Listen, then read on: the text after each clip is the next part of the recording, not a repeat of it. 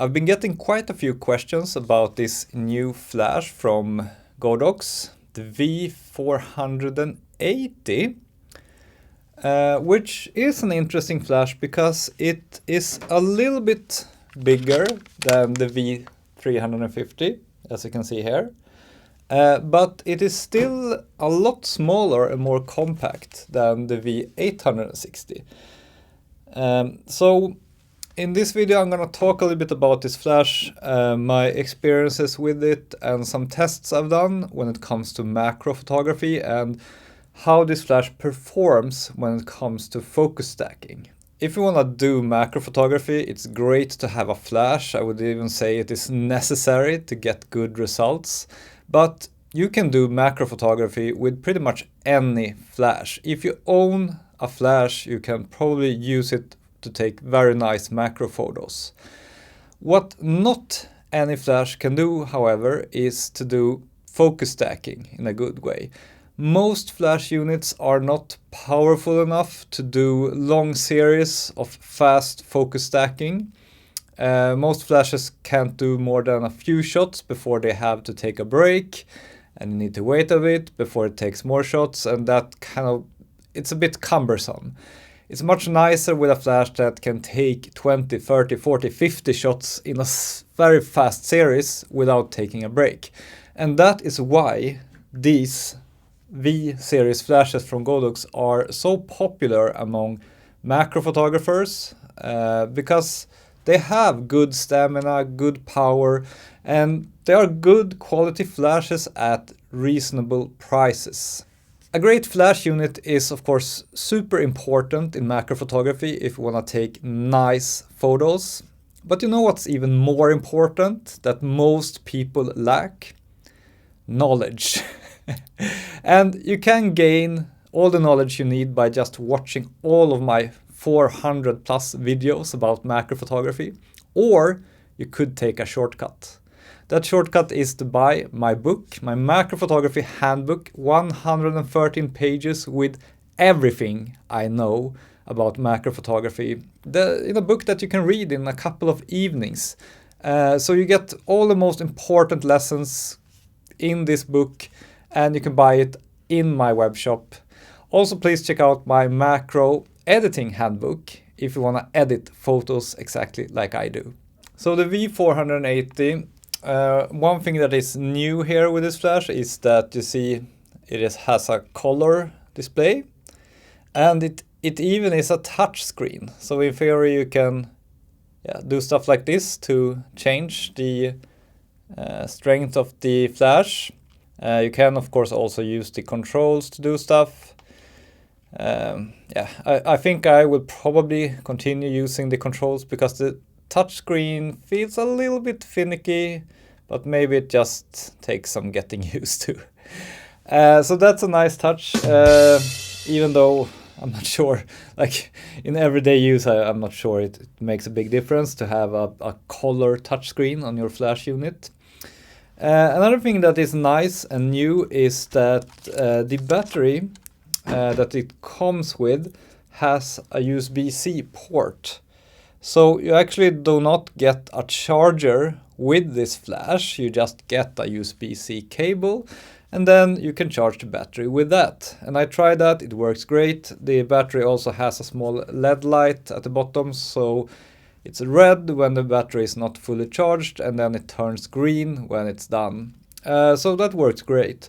And what I actually discovered as well is that it seems like the v350, the smaller version of the v480, actually uses the exact same batteries. At least if you look at them, let's see here.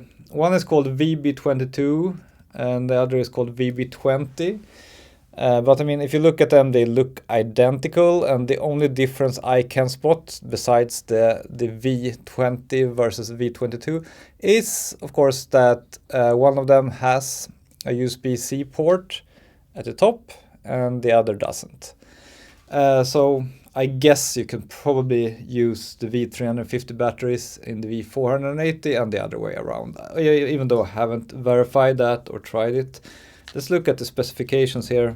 2200 milliamp hours on both of them, and the voltage is the same. Yeah, they are probably interchangeable with each other. And other than that, the v480, as you can see, it's slightly bigger than the v350 and it's slightly smaller than the v680. So if you had trouble deciding between the big v680 and the small v350, maybe this is a good like middle ground. The price on this flash, the v480, seems to be very similar to the price of the v350. At least here in Sweden, where I live, the price is around $190 US, while the price for this big boy, the v860, is a bit more. It's like $250 here where I live. So yeah, and when it comes to power and stamina, I did some tests with a macro lens and a simple diffuser, and it seems like the output of these two, the v350 and v480, is roughly the same. And at 1/16 in power, I get good stamina out of both of these, and I get the same output at 1/16 on these as I get at 1/32 with this one.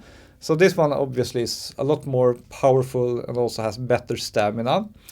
I tried to do some deep stacks to see how these compare, and what I found was not that surprising. The most stamina and the most shots in a row I could of course take with this one at a comparable light output. This one basically lasts forever, it never has to take a break, it's just like a monster when it comes to power and stamina in focus stacking and macro photography. So if you never ever want to worry about that, this is the one to get, even though this is of course more heavy and big. And then when it comes to these two, the v480 and v350, if you compare them, yeah, the v350 has slightly less stamina than the v480. v480 can go a little bit longer in most situations, according to my tests. But I mean, for me, this v350 still is good enough for pretty much any situation, unless you're doing like really deep stacks of like 40, 50, 60 or more photos. This one will do a great job. You will not have any issues with it. But if you're gonna do a lot of deep stacks and you want the battery to last longer, yeah, the v480 will probably perform a little bit better. That is what I have found in my initial tests at least. So which one of these three will I pick as my primary flash for macro photography and for focus stacking in particular?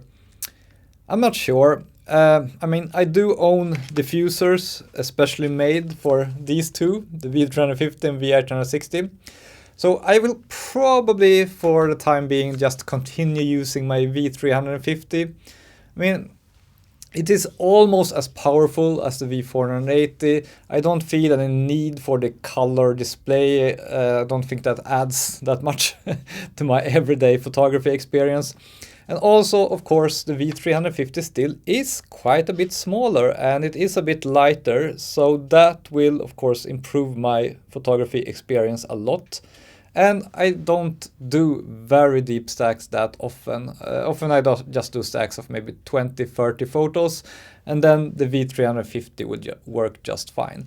But I mean, everyone has different needs. If you feel that you want a bit more power but you don't want to buy the v680, then yeah, the v480 is probably a great purchase for you. Thank you for watching this video, and don't forget to subscribe if you like macro photography. That is what my channel is all about. See you soon again.